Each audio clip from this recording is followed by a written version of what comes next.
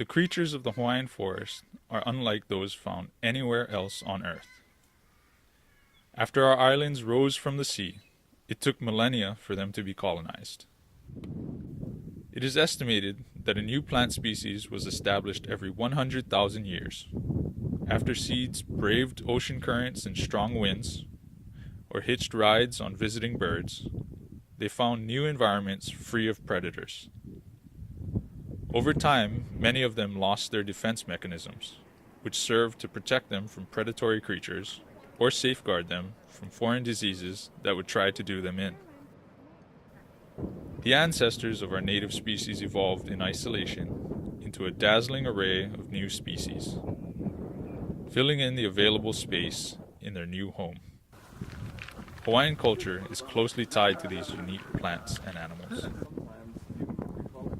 Unfortunately, when people introduce plants and animals from other places, it often set off a chain reaction that resulted in extinctions. Hawaii has the unfortunate title, the extinction capital of the world, with many more species currently endangered or at risk of extinction.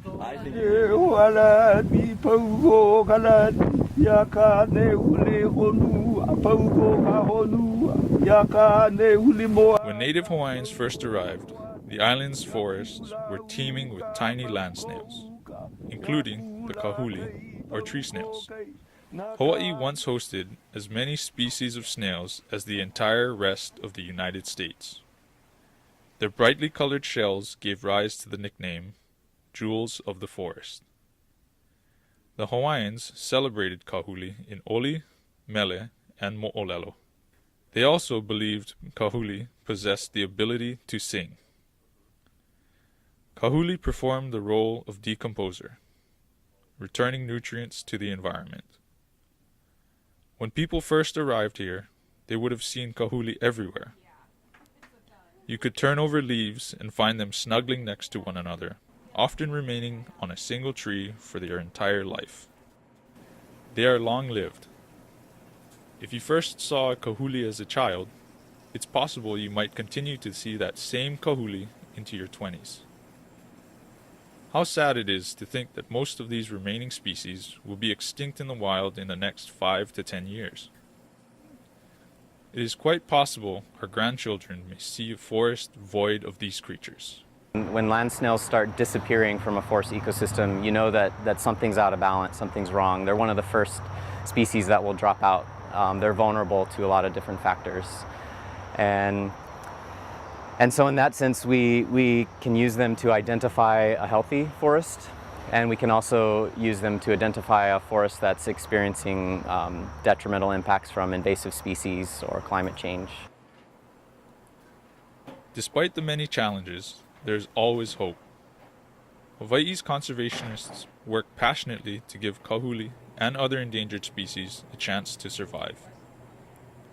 Projects focusing on individual species, both great and small, were formed for this purpose, including the Snail Extinction Prevention Program. There's currently a captive breeding facility where snails from the wild can be brought in and kept safely until it's possible to return them to their native homes. Unfortunately, introduced predators, land change over time has all contributed to the decline of this pretty spectacular fauna. We're currently on the brink of losing over 100 species within the next 10 years at the rate of decline, and this is largely due to introduced predators.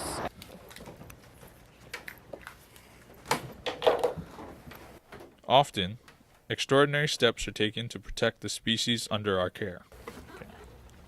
I personally was involved in what we called Operation Snail Bail, when we moved hundreds of kahuli to safety during a hurricane.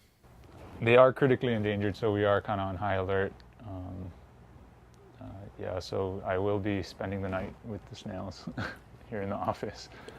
Our islands, without tree snails, without the beauty of the Kamehameha butterfly, the siren call of the alala, or the delight of the nene, Hawaii's state bird, would lose a core piece of their essence, their culture, their soul.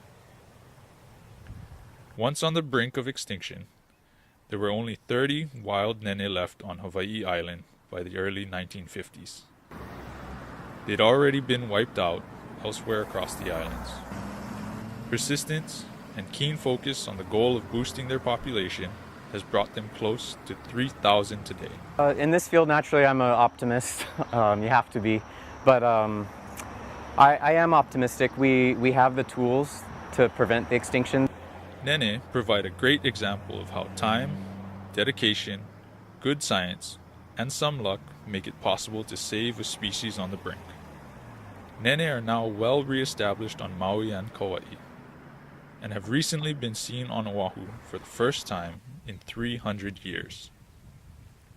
The blueprint for saving the nene has adapted and progressed.